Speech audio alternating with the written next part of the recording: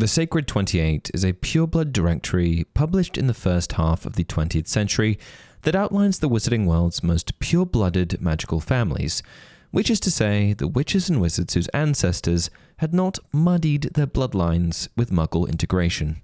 Within the Wizarding Society, blood purity has been a long-standing source of division and prejudice, and the assertion that some wizarding families were more pure than others because their bloodline remained purely magical is not received well by most in Wizarding Society. Regardless of this, purebloods believe they are somehow better, more powerful, more deserving, simply because their lineage has remained untouched by Muggle blood. And while many wizarding families, even some on the Sacred 28 list, reject this idea as outdated and elitist, many others, like the Malfoys and the Blacks, wear their pureblood status like a badge of honor, ensuring that their family trees remain free of Muggle influence. And the same can be said for many others on this list. But if we dissect the Sacred 28 more closely, there's something odd about it, and it's the fact that the Weasleys are on the list. Unlike the Malfoys, who openly embraced their pureblood superiority, the Weasleys are known for their progressive attitudes, welcoming half-bloods, Muggleborns, and even Muggles themselves. They openly reject pureblood supremacy, and yet their family history, even as recent as Molly and Arthur, tells a different story. Is it possible that the Weasleys are simply no better than the families they claim to be so different from? Have they, for generations, quietly upheld the very same pureblood traditions they claim to despise, just in a less obvious way? Today, we're going to be unpacking the Weasleys' dirty, dark secret. Let's dive in.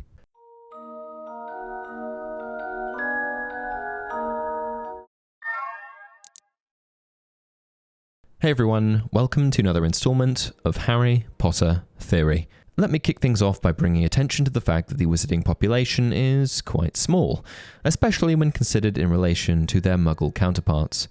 One only needs to look at the behemoth of a school that is Hogwarts and the relatively tiny class sizes for clarification on the fact that there just aren't that many witches and wizards walking around. Disregarding contradicting info out there, Hogwarts has 1,000 students max?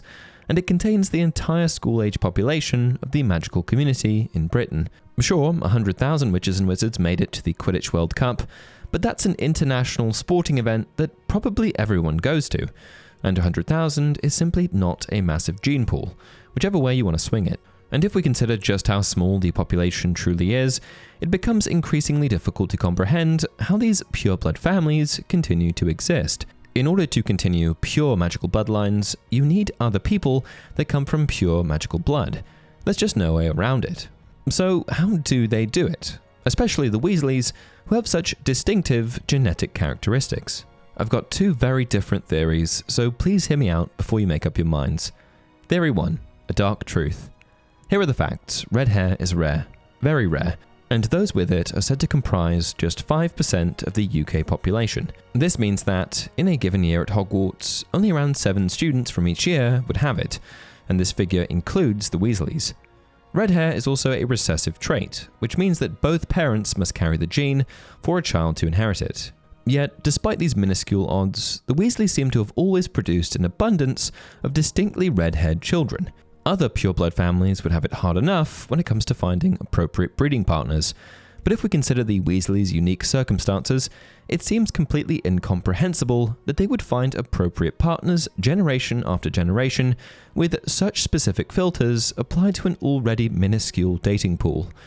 The Weasleys were also looked down upon by other purebloods due to their reputation for being blood traitors, something which I imagine would make the highly selective process of finding a partner even more difficult.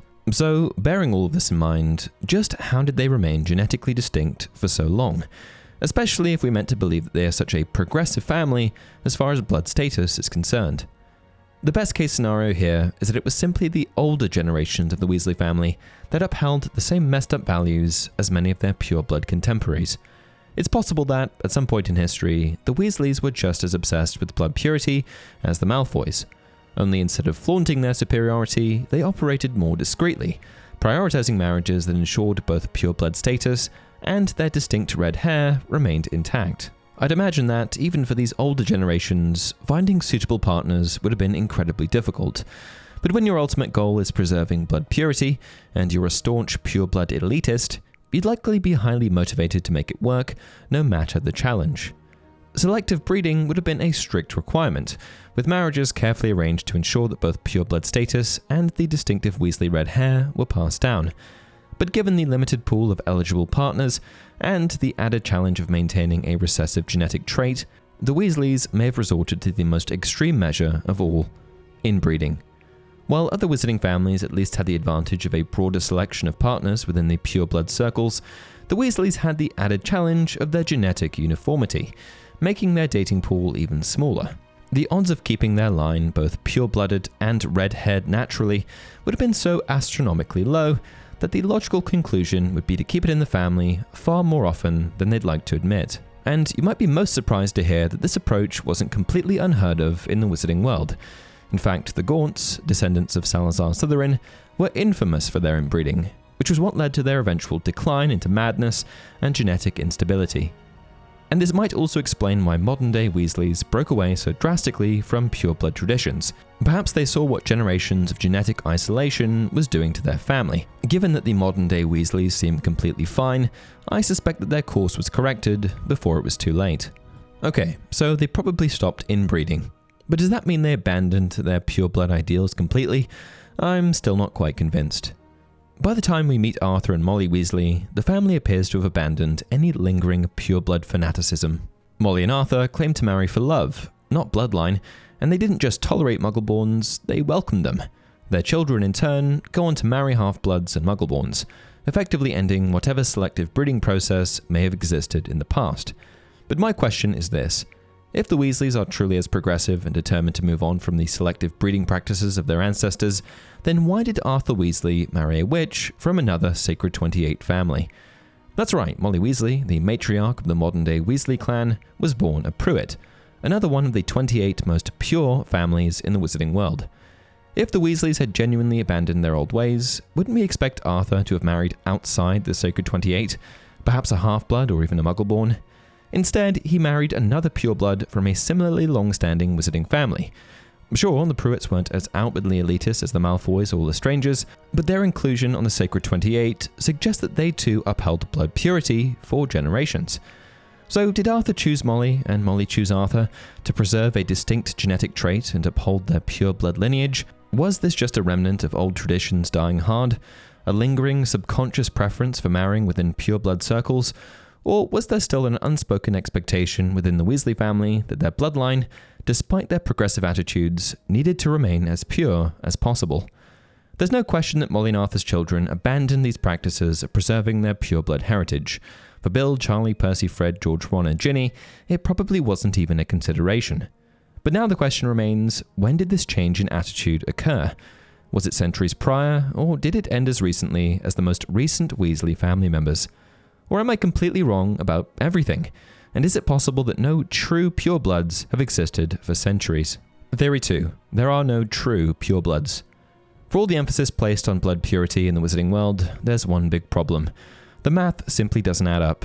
With such a small magical population and centuries of intermarriage between the same few families, the idea of true pureblood surviving into the modern era seems outright impossible and at best highly improbable.